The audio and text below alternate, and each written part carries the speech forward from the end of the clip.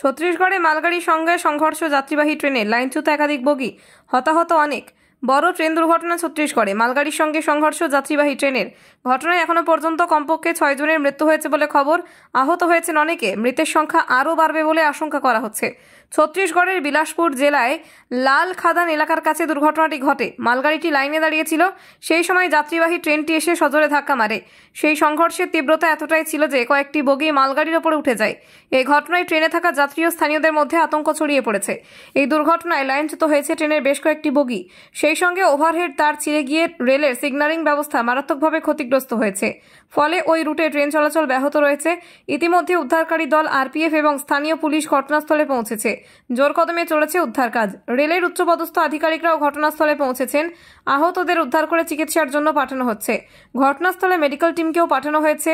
এদিকে রেলের তরফে জানানো হয়েছে ওই রুটের বেশ কয়েকটি ট্রেন বাতিল করে দেওয়া হয়েছে। ঘুরপথেও পাঠানো হয়েছে কয়েকটি ট্রেনকে। তবে কী কারণে দুটি ট্রেনের সংঘর্ষ হলো তা এখনো স্পষ্ট নয়। ইতিমধ্যে এই দুর্ঘটনার কারণ উদ্ঘাটনে শুরু হয়েছে তদন্ত। সেই সঙ্গে ফের দ্রুত ট্রেন চলাচল স্বাভাবিক করার কাজ চলছে।